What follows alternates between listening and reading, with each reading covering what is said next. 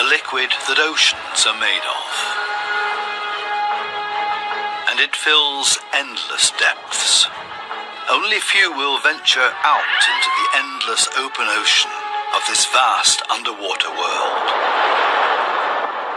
Most of the ocean inhabitants live in the city, as it were, like human societies. Very close together, with friendly neighbours and nasty co-tenants. While dangerous robbers lurk around at the edge of town.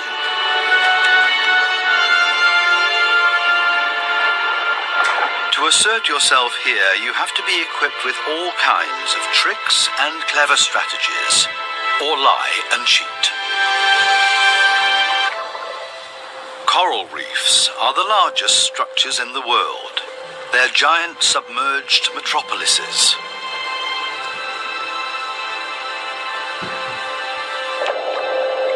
Millions of different inhabitants live in these cities. A universe with coral palaces and soaring towers.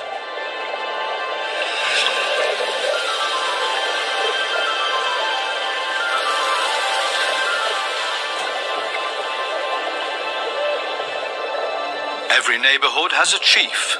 The entire street belongs to this guy. No trespassing, okay? A typical large city with all the noise and ruckus.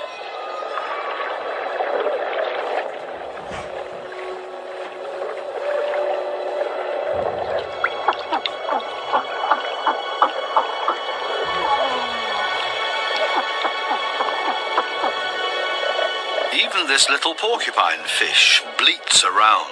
It creates this sound with its swim bladder. Two small harlequin shrimps are nibbling on this blue sea star.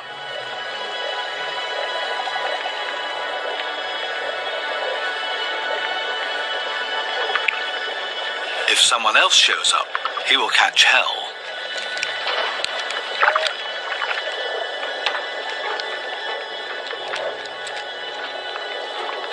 Another harlequin shrimp busy pulling a bite out of a sea star.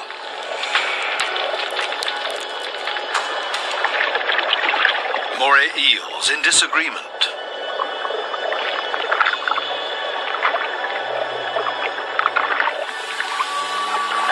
A scorpion fish shuffles across the ocean floor.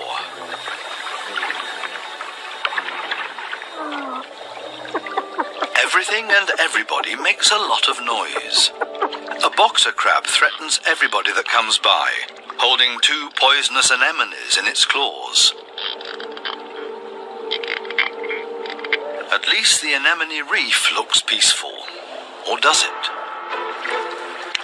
The clownfishes are having a huge squabble. Who does this anemone belong to? We can hardly see this fish, but he's easy to hear, a crocodile fish. Does this giant puffer fish hear something?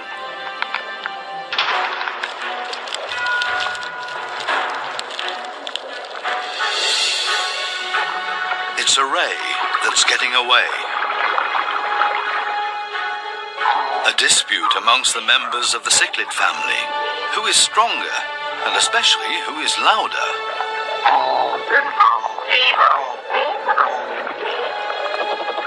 Two Walkman fish are noisily trying to woo a female.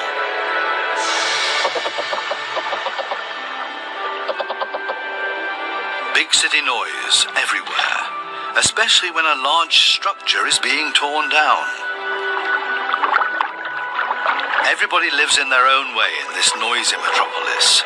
Some hover above it all, but others are more down to earth and literally live in the coral sand. These goat fishes, for example, they plow through the ocean floor and catch smaller animals between their teeth. They use their barbels like a dowser. With them, they can detect even the weakest electric fields that point them towards small prey.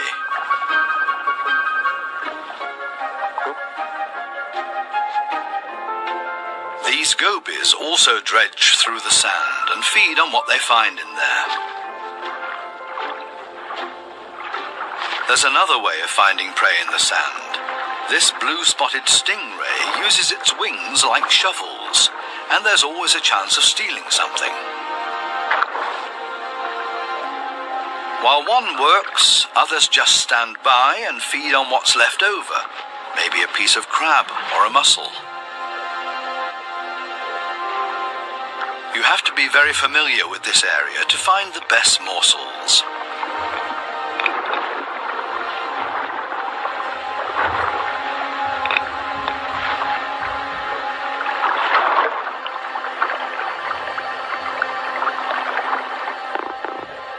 This triggerfish uses a strong stream of water.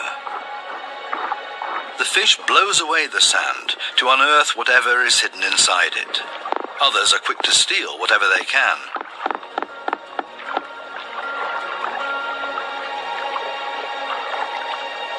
The triggerfish is a commanding fish, and most reef inhabitants are easily intimidated by him, except for these strange visitors that don't seem to show fear.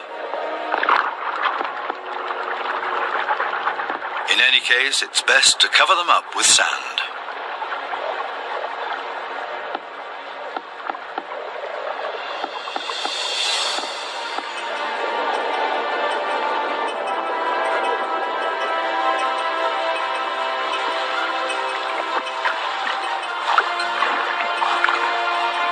It's not easy for a small fish in a big city. There's always somebody with bad intentions. And you have to be extra careful not to get swallowed, like these moon wrasses, for example. So it's always safer for the smallest among the reef inhabitants to show up in schools.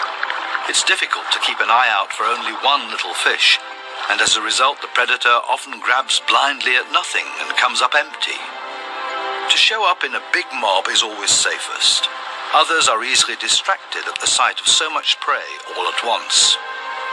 This easygoing giant pufferfish would never have a chance here anyway. Being part of a school of fish is always the best protection from predators. The slow ones are being ignored. No danger here.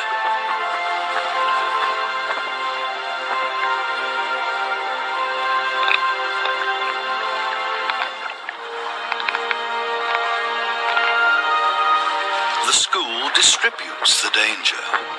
If there are 1,000 fishes, any of them can be the target, and 999 are going to be just fine.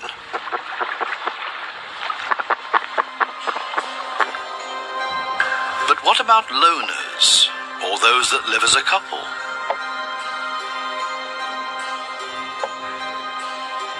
Seahorses, for example, camouflage themselves to look like the coral branches they're holding on to.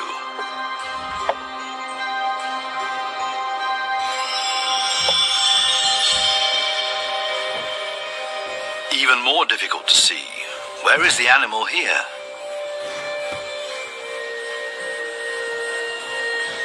Only the eye betrays this trumpet fish's camouflage.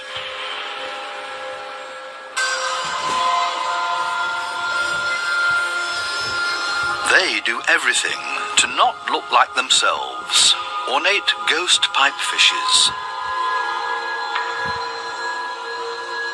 They're inseparable, a couple. The female is already carrying eggs in her extended belly. Before long, the male will fertilize her eggs. They are still regular fishes, despite their unique costume. This one looks like torn-off seagrass. The spiny waspfish rocks back and forth in the current.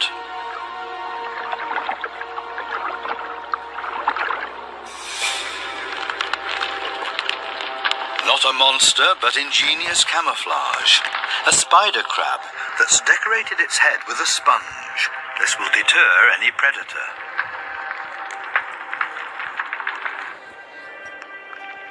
Another great camouflage, a barrel decorated with rocks. Only the movement of the gills betrays this stonefish.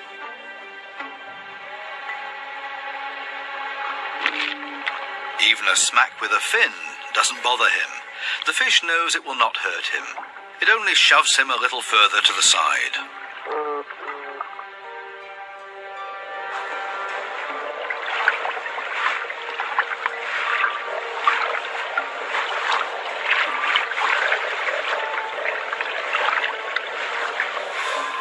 Similarly tough are its cousins, the scorpion fishes. They lie there as if dead, especially when others around them freak out. And even when moray eels fight with lionfishes for food.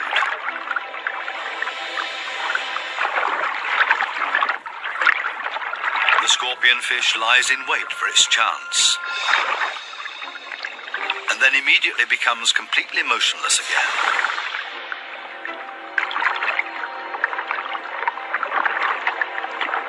The only difference is that it raises its dorsal fins with the poisonous barbs inside, is completely still but now also armed.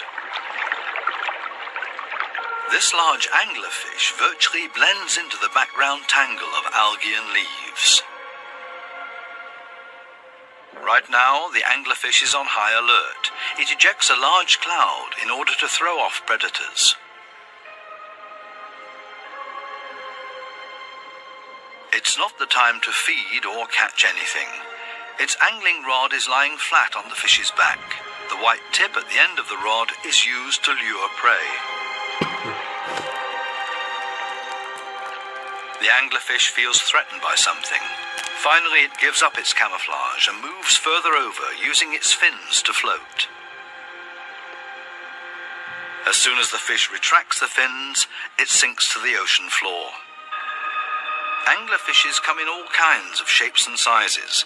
Their trick is ingenious, using the angling rod as a lure. And every curious little fish becomes dinner.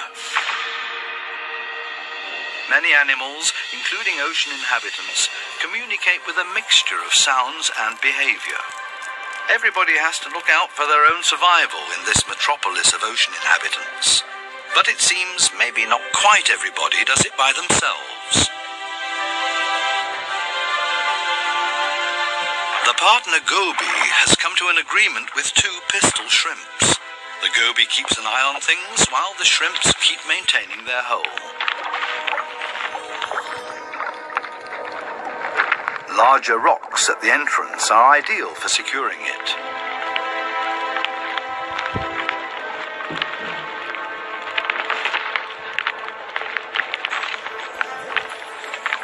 They're an experienced team. The shrimps keep in constant contact with the goby and even massage the fish's belly. The goby will get nervous without these gestures from the shrimps.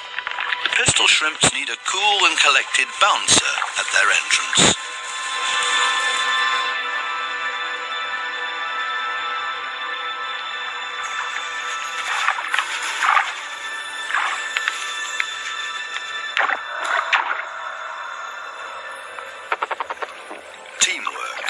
This is where the anemones settle with their poisonous tentacles. Whoever gets caught by those will pay for it dearly or lose their life.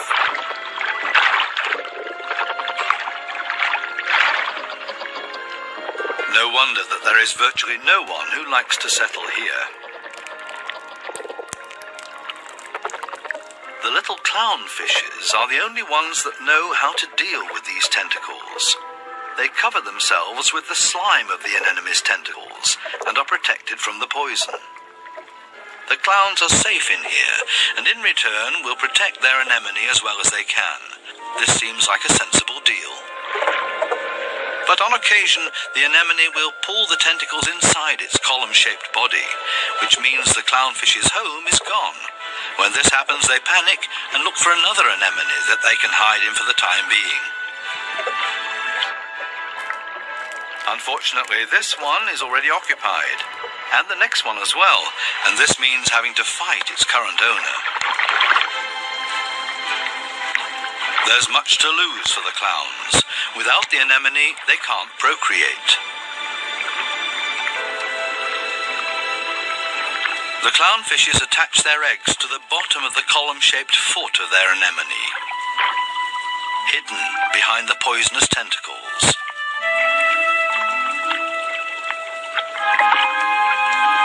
Both male and female tend to the eggs. They fan fresh water on them. The eyes of the babies are already clearly visible. The clowns are very protective of their eggs.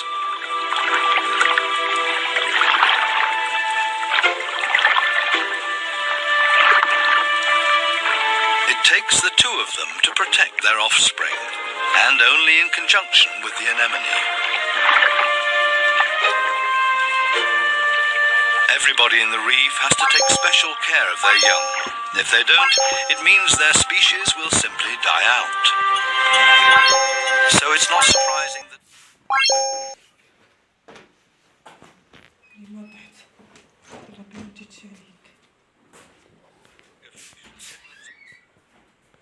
in the sandy ocean floor, and this means having to constantly protect this open egg site. On occasion, they blow and fan the eggs, but mostly they keep an eye out for predators. This means grave danger. One of the sea urchins is wandering straight towards the nest. The eggs have to be protected at all cost, but how? The triggerfish seems to consider the alternatives.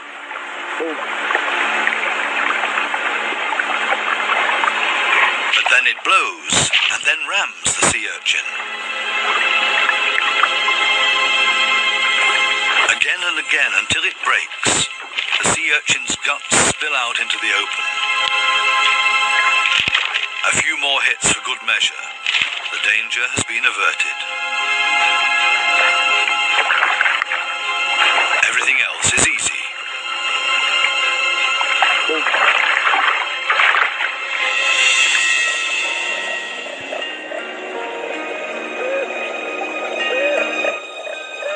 Little damsel fishes cling to a coral branch, a pretty and obviously inseparable pair.